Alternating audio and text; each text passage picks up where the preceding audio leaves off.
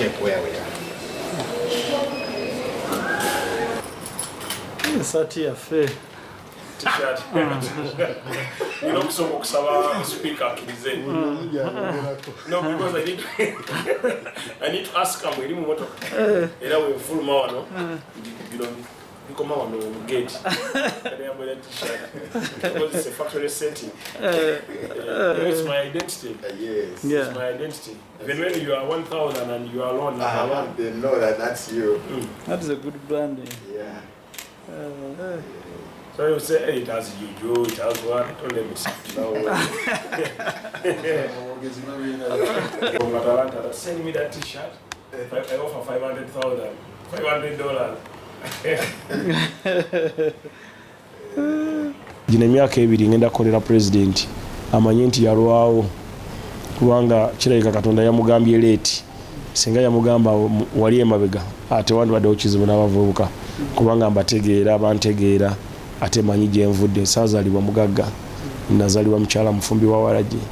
Yes, so manyi kyendowooza manyi nti nja kukolera eggwanga lyange. Ekigambo kye bayita patriotism mwoyo gwa ggwanga kyekindi ku mumwa gwange ate kyendowooza tujja kutambula mu masomero ate ku kikwata ku baana kuba ni minisita w'abaana era ngenda kugezaako nnyo okulaba ntusomesa against ale child marriage abaana bafumbirwa mu district nga Mayuge Kamuli ebitundu abaana bawulira ddala emitwalo 3 mu 100 be batikibwa embuto buli lunaku nga babaana tebanaweza myaka 18. So tujja kulwanyisa ekikolwa ekyo n'okusomesa abaana dangers eziri mu early child marriage. Zina dangers za mirundi ebiri. Esooka abaana bafiira musanya, ekyokubiri abaana babazaala banaku, so ne abaana bazaala bajja kubeera banaku. So tujja kusigala mu vicious circle of poverty. Obwavu bujja kusigala nga tubwetoololeramu. Wazaalibwa munaku ow'emyaka 12 ayamuzaala wa mulimi wa kukyalo bavuga kagaali asomba amazzi g'okutunda ekidomola siringi 2. So tujja kusigala mu bwavu throughout. So focus yange ijja kubeera mu reproductive health ne mu awareness ey'obulwadde bwa mu Kenya n'endwadde endala ezisaasaanyibwa nga ziyita mu kwepiica oba mu kwegalika.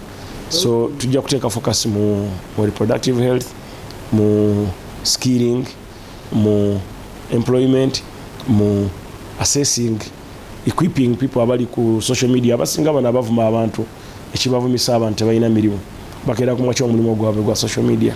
So singa tuba identifying abaana abo ne tuba clustering ne tubakola mu group ntubagamba kati mu researching eggwanga mutunde eggwanga marketing eggwanga muri ku payroll aba baana tebajja tukolera nnyo. So those will be my focus, and I promise I will not disappoint Uganda. Okay. Just be sati eri mu motoka wenfuluma mu wano kyekisooka nzijjako kooti nengenda mu sati yange kuba eyo ye combat gyokolera mu buli kyoyagala buli ku nsi.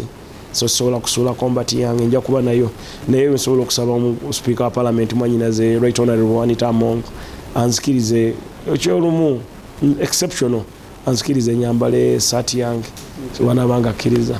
Okay, nakasemba Apero yegumidde kubanga kakati tugenze mu cabinet tugenda kuba twogera ebituluma. Ekisooka tetuli kibiina kya byabufuzi. Yes, tuli civic organization.